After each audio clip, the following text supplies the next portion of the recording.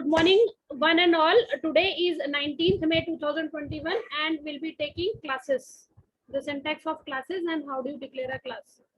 So let's talk about the syntax of class. We have to use a keyword class followed by the class name. Class का नाम लिखना है. The body of the class begins and this is the close of the class. The class is terminated by semicolon. So this is the syntax for the class. Class किस तरह से declare करते हैं? We have seen the definition of a class. A class is a user-defined data type which is used to implement ADT, abstract data types. Abstract data types are hidden. These are the hidden data types. These are the hidden user-defined data which is embedded in the class.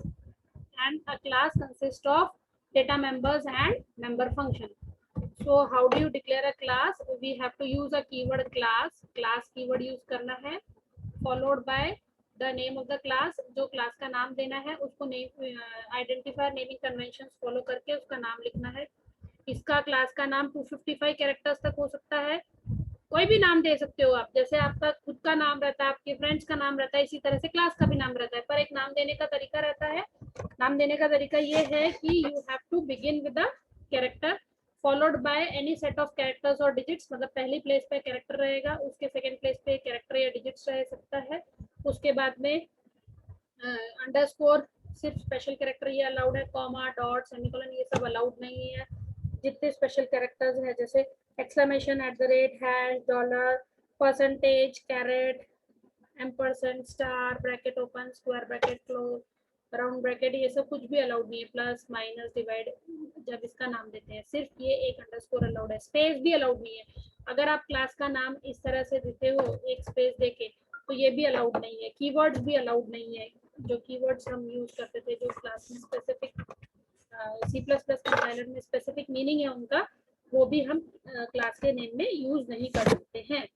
तो ये हमने सबसे पहले क्या लिखना है, class keyword लिखना है, उसके बाद क्लास का नाम लिखना है जो एक ही शब्द रहेगा, एक ही वर्ड रहेगा, स्पेस नहीं रहेगा उसमें. ये बॉडी ओपन हुई, ये बॉडी क्लोज हुई, उसके बाद सेमीकोलन हुआ. इसके अंदर जो भी लिखेंगे वो क्लास की बॉडी कहलाएगी. क्लास के अंदर दो चीजें होती हैं, एक रहता है डेटा मेंबर और एक रहता है मेंबर फंक्शंस. मतलब वेरिएबल्स डिक्लेयर करते हैं. डेटा मेंबर्स मतलब वेरिएबल्स डिक्लेयर करते हैं, यहाँ पे वेरिएबल्स डिक्लेरेशन रहता है, और यहाँ पर फंक्शन डिक्लेरेशन या फंक्शन डेफिनेशन दोनों रह सकती है. फंक्शन डिक्लेरेशन या फिर और फंक्शन डेफिनेशन. ठीक. So class is a collection of data members and member function. Class क्या है? क्लास कलेक्शन है डेटा मेंबर्स और मेंबर फंक्शन का. ये ब्लू कलर में जो लाइन आ रही है उसको कमेंट एंट्री बोलते हैं. Non executable statement. Blue colour की एंट्री जो है वो कमेंट एंट्री रहती है, नॉन एग्जीक्यूटेबल स्टेटमेंट. तो ये जो है हमारा, ये भी मैं कमेंट में लिख रही हूँ. क्यों? क्योंकि ये भी स्टेटमेंट नहीं है C++. तो क्लास क्या होता है? क्लास एक यूजर डिफाइंड डेटा टाइप है. Class is a user defined data type. What is a class? Class is a user defined data type. It consists of data members and member function. Class में क्या क्या चीजें रहती है? Data members और member function. Data member मतलब variables declare करना है हमको, और मेंबर फंक्शन मतलब फंक्शन को डिक्लेयर करना है, या फिर हम उसको डिफाइन भी कर सकते हैं, उसकी डेफिनेशन भी लिख सकते हैं. तो this is a class. Okay. कल हमने एक क्लास डिक्लेयर की थी जिसमें मैंने आपको बोला था declare a class called as a teacher, and you have to write TID, teacher ID, as integer data type, which is a variable declared in the class, followed by get TID, the function, member function, which is used to get the value of the teacher. तो हमने ये दो चीजें इसके अंदर डाली हैं, class function और डेटा मेंबर क्लास के अंदर डिक्लेयर किया है. ये हमारी क्लास है. क्लास का नाम हुआ टीचर. क्लास कीवर्ड है. इसके बाद में इसके अंदर हमने क्लास का नाम लिखा टीचर. इस टीचर क्लास के अंदर दो चीजें हैं, एक डेटा मेंबर है और एक मेंबर फंक्शन है. इसको बोलते हैं, this is a data member. Data member as I told you variable declaration. Data member है ये. या फिर इसको वेरिएबल डिक्लेरेशन। डेटा मेंबर में हम क्या कर रहे हैं, वेरिएबल को डिक्लेयर कर रहे हैं। सी प्रोग्रामिंग में वेरिएबल्स डिक्लेयर करते थे, वैसे ही यहाँ वेरिएबल्स डिक्लेयर करना है। तो TID एक वेरिएबल है इंटीजर टाइप। किस टाइप का, इंटीजर टाइप। ये बिल्ट इन डेटा टाइप है ADT। एब्स्ट्रैक्ट डेटा टाइप के अंदर दो डेटा टाइप्स रहते हैं, एक बिल्ट इन डेटा टाइप्स और एक यूजर डिफाइंड डेटा टाइप्स। तो बिल्ट इन डेटा टाइप्स जो है वो इंट है, इंट TID। तो TID टीचर ID, ये इंटीजर डेटा टाइप डिक्लेयर किया है, सेमीकोलन से ये डिक्लेरेशन टर्मिनेट हुआ है। तो हमने एक ही डेटा मेंबर डिक्लेयर किया है जिसका नाम है TID, और दूसरा हमने फंक्शन डिक्लेयर किया है जो है गेट TID। ये फंक्शन जो है, ये फंक्शन डिक्लेयर किया है, दिस इज फंक्शन डिक्लेरेशन। इसको फंक्शन डिक्लेरेशन कहते हैं, यह फंक्शन प्रोटोटाइप बोलते हैं, प्रोटोटाइप। ठीक है, याद है ये वर्ड हमने सी प्रोग्रामिंग में भी यूज किए थे, फंक्शन डिक्लेरेशन और फंक्शन प्रोटोटाइप। ये फंक्शन डिक्लेरेशन है। Okay, now this is a class in which two things are declared, data member and member function. अब यहाँ पर इसके अंदर कुछ नहीं लिखा हुआ है, यहाँ पर कोई एक्सेस स्पेसिफायर नहीं लिखा हुआ है। अब एक्सेस स्पेसिफायर क्या होता है, access specifier, access specifier means which allows the accessibility of the members of the class. Access specifiers permits us or gives the permission for the accessibility of the members of the class. Class के अंदर दो members रहते हैं, एक रहता है data member और member function. उनकी एक्सेसिबिलिटी एक्सेस स्पेसिफायर तय करता है। मतलब कि जैसे आप एक इंसान हो, आप कहाँ कहाँ एक्सेसिबल हो, अभी आप अपने घर के अंदर ही एक्सेसिबल हो, घर के बाहर जाना है तो आपको रिस्ट्रिक्टेड एरिया है, अभी पब्लिक एरिया में आप घूम नहीं सकते, पुलिस खड़ी रहती है, ठीक है, पर आप अपने घर में रह सकते हो, तो आपकी एक्सेसिबिलिटी सिर्फ घर में रहेगी। ठीक है, जब लॉकडाउन ओपन हो जाएगा, जब नॉर्मल सिचुएशन आ जाएगी, तो क्या होगा, आपकी एक्सेसिबिलिटी बाहर भी रहेगी, आप बाहर घूम सकते हो, अपने घर में भी घूम सकते हो। पर क्या आप किसी के भी अनजान घर के अंदर घुस सकते हो, किसी और के भी घर के अंदर ऐसे ही बिना परमिशन के घुस सकते हो? नहीं। तो जब तक आपको परमिशन नहीं मिलती आप नहीं जा सकते। एक्सेसिबिलिटी मीन्स आप कहाँ कहाँ तक आपकी लिमिटेशन है, आप कहाँ कहाँ जा सकते हो। ठीक है, that is called as access specifier. तो अब हमने ये एक्सेस स्पेसिफायर हम किसके लिए लगा रहे हैं, हम ये मेंबर्स ऑफ द क्लास। तो मेंबर्स ऑफ द क्लास की कितनी एक्सेसिबिलिटी है, ये कहाँ कहाँ इस्तेमाल किया जा सकता है, कहाँ कहाँ इस्तेमाल नहीं किया जा सकता, उसको बताने के लिए हम क्या यूज करते हैं, हम एक्सेस स्पेसिफायर यूज करते हैं। तो एक्सेस स्पेसिफायर तीन टाइप के रहते हैं, एक प्राइवेट रहता है, एक पब्लिक रहता है और एक प्रोटेक्टेड रहता है। देखो ये जो डार्क कलर में आते हैं ये कीवर्ड्स रहते हैं। जब भी हम ये कंपाइलर में लिखते हैं, कोई भी कंपाइलर हम यूज करें, तो ये जो डार्क बोल्ड ब्लैक कलर आता है, दैट इज द कीवर्ड। ये कीवर्ड्स हैं, इनको हम लोग कोई भी आइडेंटिफायर नेमिंग कन्वेंशन में फॉलो नहीं कर सकते। क्लास का नाम नहीं हो सकता प्राइवेट, क्लास का नाम पब्लिक नहीं हो सकता, फंक्शन का नाम प्राइवेट पब्लिक प्रोटेक्टेड नहीं हो सकता। तो ये जो नाम देते हैं, स्ट्रक्चर का नाम, यूनियन का नाम, ये नाम जो है ये कीवर्ड्स नहीं हो सकते जो डार्क कलर में आते हैं। ओके, सो हमने क्या देखा, हमने तीन एक्सेस स्पेसिफायर देखे, एक प्राइवेट है, एक पब्लिक है, एक प्रोटेक्टेड है। अगर यहाँ पर हम कुछ नहीं लिखते हैं, ये क्लास के अंदर कुछ भी नहीं लिखते हैं, तो ये एक्सेसिबिलिटी क्या हो जाती है, then in that case accessibility by default becomes private. Private is by default. What do you mean by the word default? By default. अगर आप कोई पेन खरीदने के लिए जाते हो, तो पेन के साथ में, बॉल पेन खरीदने के लिए जाते हो, तो बॉल पेन के साथ में रिफिल बाय डिफॉल्ट मिलती है। What do you mean bye default? अगर हम पेन खरीदने के लिए जाते हैं तो रिफिल जो है बाय डिफॉल्ट हमको फ्री मिलती है, हमको बताना नहीं पड़ता कि हमको पेन के साथ में रिफिल चाहिए। So it is by default, अपने आप जो चीज होती है that is called as by default. ठीक है, कोई और एग्जांपल ले लेते हैं। सपोज कि आप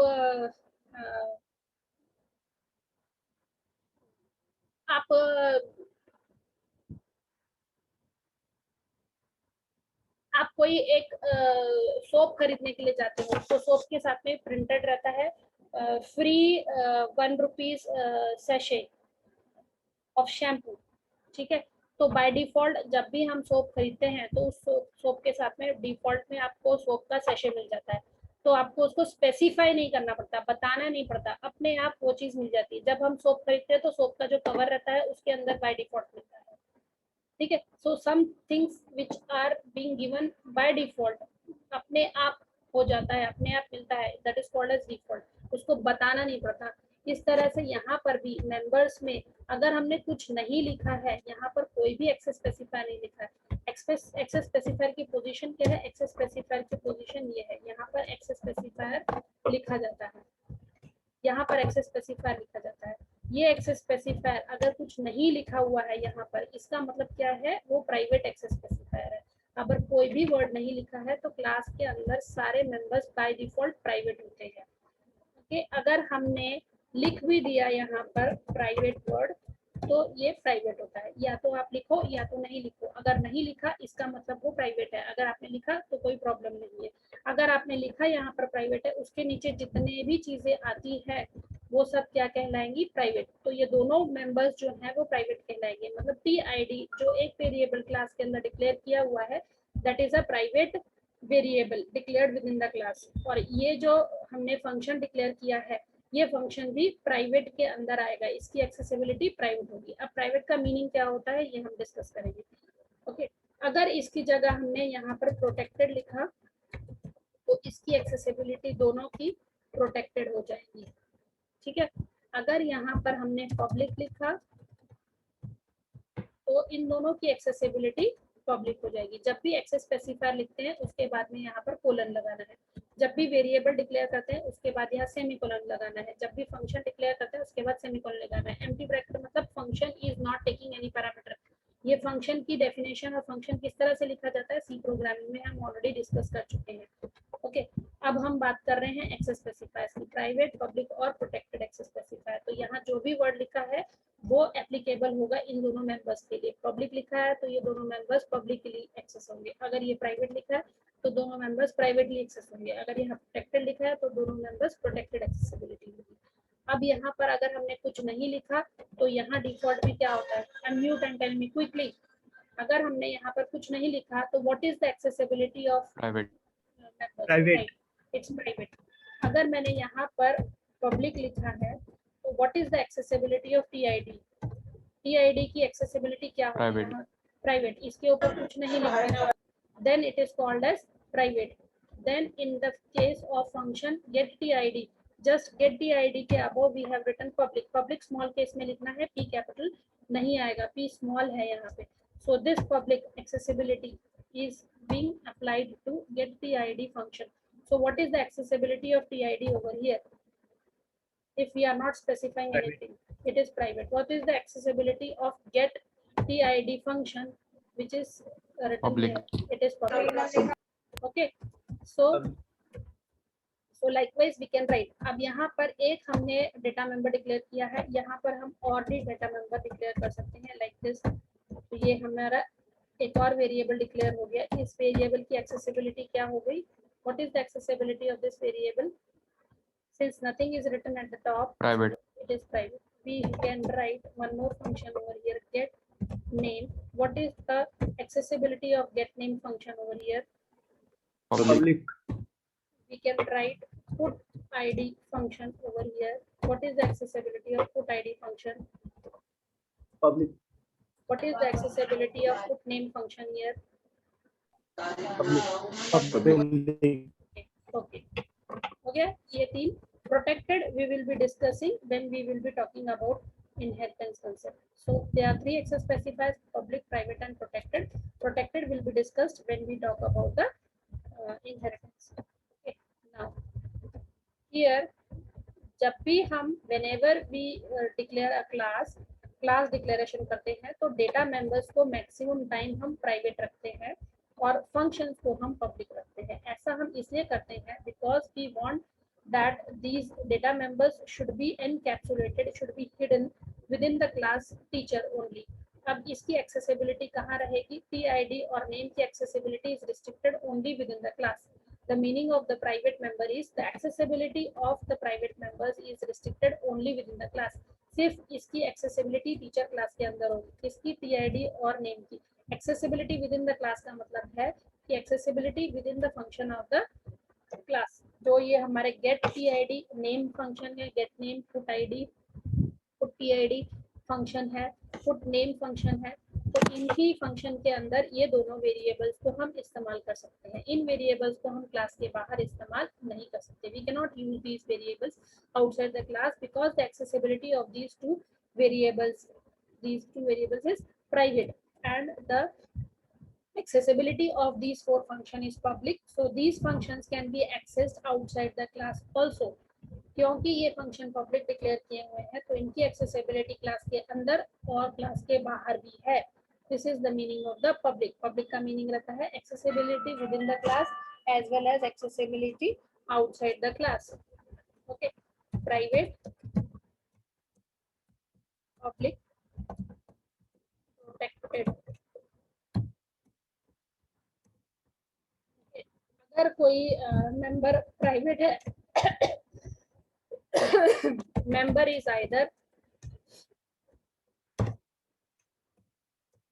either private or public, so accessibility is within class। अगर public है accessibility is class as well as outside the class। अगर protected है accessibility is within the class plus inherited class। It means it is not accessible outside the class।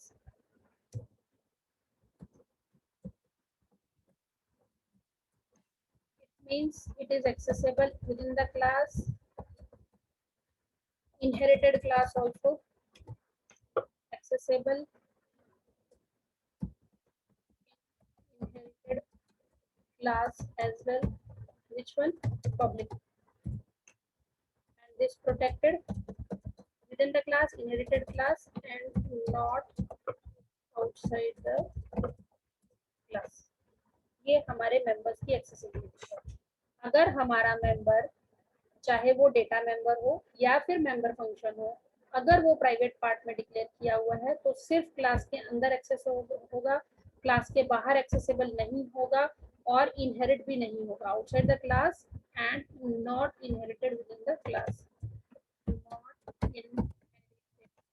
Okay, if the members are declared as public, then it is accessible within the class, it is accessible outside the class and it is accessible in the inherited class। कोई भी limitation नहीं है, कोई restriction नहीं है public के case में। Class के अंदर, क्लास के बाहर और inherited class तीनों जगह इसकी accessibility है। अगर हमारे members protected declare है तो सिर्फ क्लास के अंदर और inherited class के अंदर इस्तेमाल किए जा सकते हैं, outside the class इसकी accessibility नहीं है। अगर प्राइवेट है तो with in the class accessibility है, आउटसाइड द क्लास एक्सेसिबिलिटी नहीं है, इनहेरिटेंस में भी एक्सेसिबिलिटी नहीं है। इसको थोड़ा सा टेबल को और अच्छे तरीके से बना देती हूँ मैं।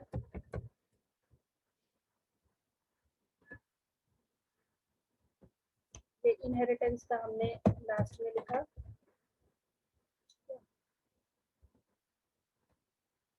With in the class, outside the class, accessible outside the class, it is accessible within the class,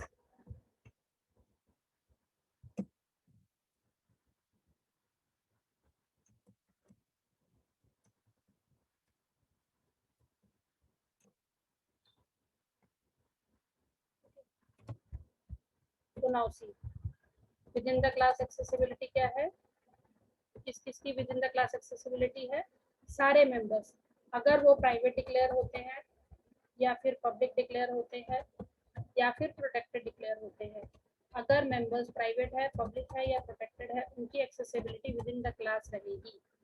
अगर मेंबर्स प्राइवेट डिक्लेयर है, पब्लिक डिक्लेयर है या प्रोटेक्टेड डिक्लेयर है तो accessibility is within the class. Public की भी accessibility within the class, protected की accessibility within the class.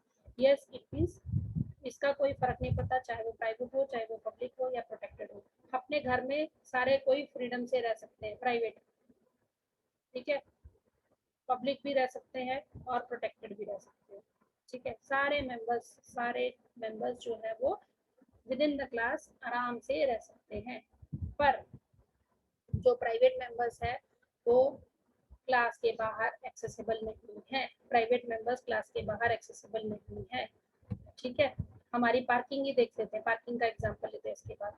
Public members जो है वो क्लास के बाहर भी एक्सेसिबल है और प्रोटेक्टेड मेंबर्स क्लास के बाहर एक्सेसिबल नहीं है। अगर प्राइवेट मेंबर्स की बात करते हैं तो इनहेरिटेंस में not inherited, inheritance not allowed. Public members are allowed to inherit. Public members जो है वो are accessible in inherited class, इनको इनहेरिट किया जा सकता है पब्लिक मेंबर्स को। Protected members can also be inherited, ये भी इनहेरिट किया जा सकता है। ठीक है, हम बात करते हैं private parking, public parking and protected parking. Example ले रही हूँ मैं। प्राइवेट पार्किंग क्या होती है? प्राइवेट पार्किंग हमारे घर के एरिया का, मेरा घर बना हुआ है, उस घर में जो पार्किंग है जहाँ पर सिर्फ एक ही व्हीकल खड़ी हो सकती है मेरी, वहां पर मैं ही खड़ी कर सकती हूँ, वहां पर कोई और खड़ा नहीं कर सकता, मतलब मेरे घर के मेंबर्स ही खड़े कर सकते हैं, तो वो हमारी होगी private.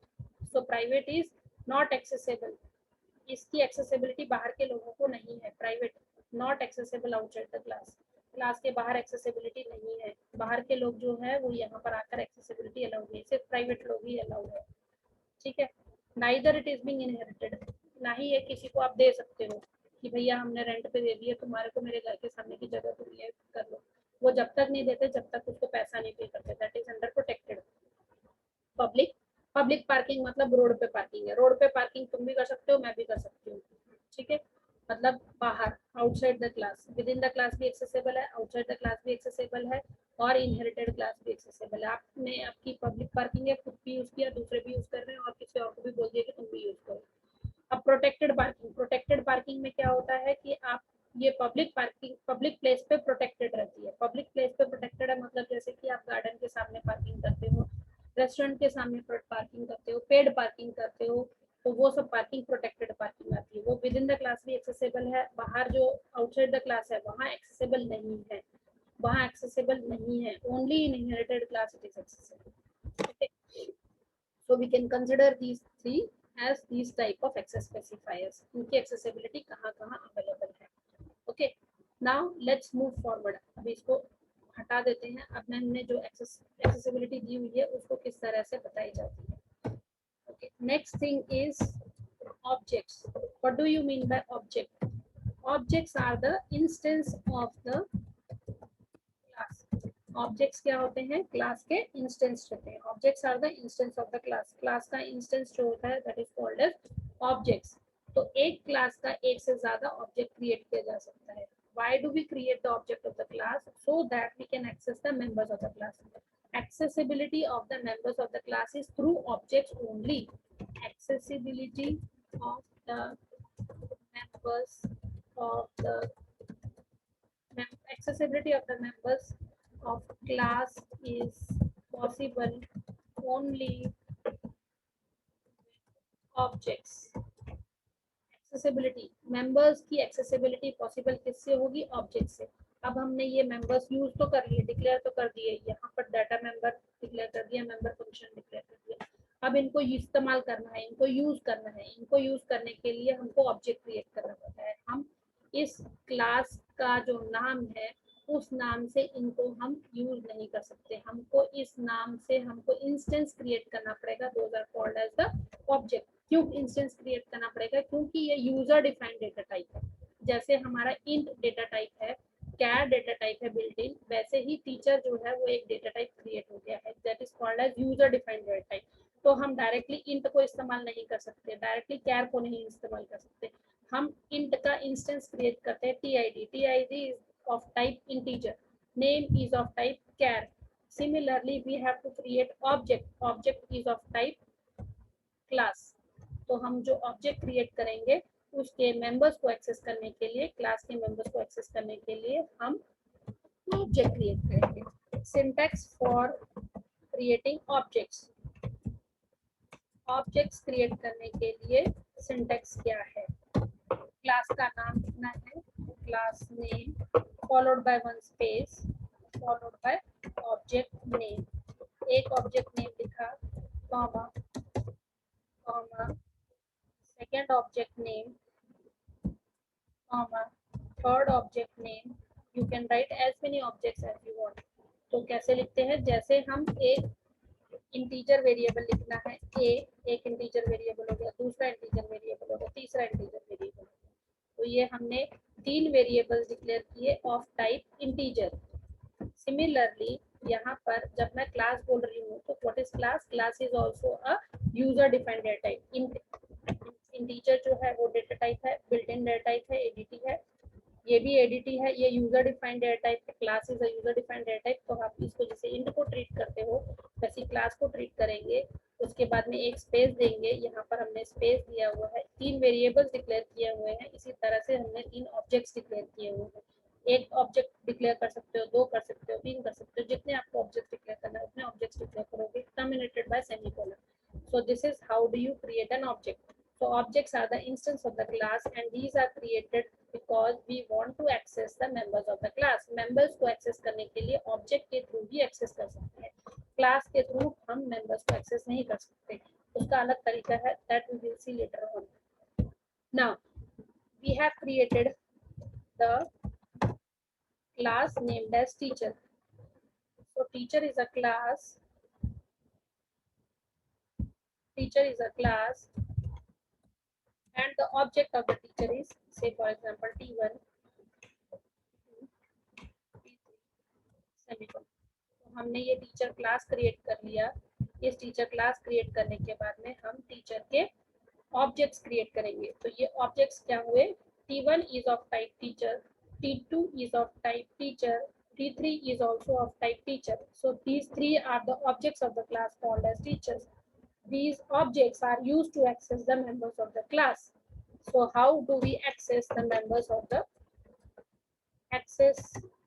members of class using object? How do you access the members of the class using object?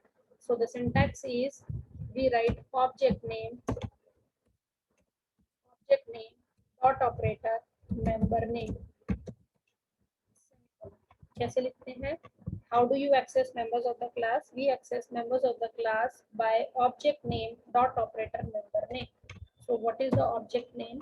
The name of the object which we have created are t1, t2, t3. तो कोई भी एक ऑब्जेक्ट ले लेते हैं, suppose t1 object लिया, तो t1 object जब हमने लिया तो t1 डॉट उसका मेंबर क्या है, नेम या tid.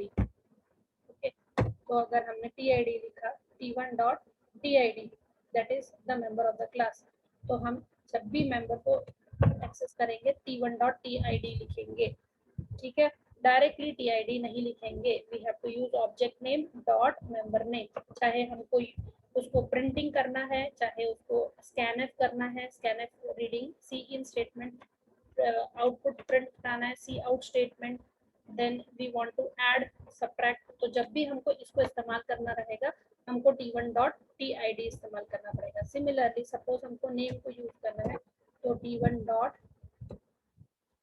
नेम। ओके, अगर हमको गेट डेटा फंक्शन यूज करना है तो t1 dot gate tid empty bracket. अगर हमको गेट नेम फंक्शन इस्तेमाल करना है तो t1 डॉट गेट नेम। अगर हमको पुट id इस्तेमाल करना है, want to access put tid function, we have to use like this. If you want to access put name function, t1 dot put function. Similarly, if you would like to access the members using the other object called as t2 object, so we have to write t2 object dot tid. Okay. Similarly, if you would like to access t2 object name, t2 object के साथ में name को access किया, t2 object के साथ में हमने get tid access किया, फंक्शन के साथ में एम्प्टी ब्रैकेट लगाया हुआ है because function is not taking any parameter, then second function is get name, then t2 dot tid, t2 dot put. Similarly, how do you access the members using t3 object? t3 dot tid, t3 dot tname, t3 dot get tid, t3 dot get name, t3 dot put tid, t3 dot put name. Okay, so now let's write the entire program.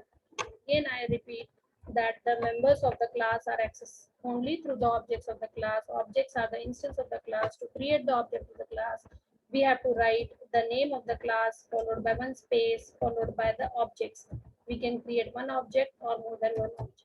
To access the members of the class, we have to use object name dot operator member name. Member का नाम चाहे वो member data member हो या member function हो, object के नाम के बाद डॉट ऑपरेटर लगाना है, मेंबर्स का नाम लिखना है और उसको एक्सेस करना है. उसको एक्सेस सी इन के साथ में किया जा सकता है, to read the value C out के साथ में किया जा सकता है, to print the value. Okay, कोई कैलकुलेशन परफॉर्म करना है, कुछ वर्क परफॉर्म करना है तो वहां पर भी ऑब्जेक्ट के साथ ही इस्तेमाल करना है, बिना ऑब्जेक्ट की एक्सेसिबिलिटी नहीं है. Okay, now we will write a small code in main. Main is outside the class. Main को क्या ट्रीट किया जाता है, आउटसाइड द क्लास. तो सबसे पहले हमने एक क्लास क्रिएट की टीचर, उसमें टीआईडी और नेम हमने दो वेरिएबल्स डिक्लेयर किए. देन गेट नेम, ये फंक्शंस इस्तेमाल किए. तो मैं सबसे पहले टीचर का ऑब्जेक्ट क्रिएट करूंगी. टीचर का ऑब्जेक्ट क्रिएट किया T1. only one object is created, तो हम इसको क्या बोलेंगे, teacher is the class. Teacher is the class which is a user defined data type, and T1 is the object of the class. T1 is the instance of the class which is created. Now I want to access T1 object, तो T1 dot tid इस तरह से हम access करेंगे इसको. इसको लिखा मैंने C in this way. Okay, जो हम C in tid ऐसे लिखते थे, तो हम C in tid ना लिख के C in T1 dot tid. This is the operator which is used to extract the value. Extractor है ये. This is used to extract the value from the user, and it inserts the value into a variable tid. That means it reads the value from the user and inserts the value into the tid variable. तो ये variable के अंदर हम user से value read कर रहे हैं. But this is not possible. It will give you error. Why it will give you error? Because we have declared tid as a private member of the class. So private members are not accessible outside the class. This is not permitted. This is not possible because the member tid is declared as private. Okay, this statement is wrong. But I would like to access T1 dot get tid function like this. I can access, I can call the function in the main. This is calling the function in main. Main is treated as outside the class. तो ये जो function है, इसकी accessibility class के बाहर है. ये main जो है अगर body शुरू हो जाती है, outside the class हो जाता है. तो main के अंदर ये function accessible है. क्यों accessible है? Because it is declared in the public part of the class. Okay. Now I am closing the session.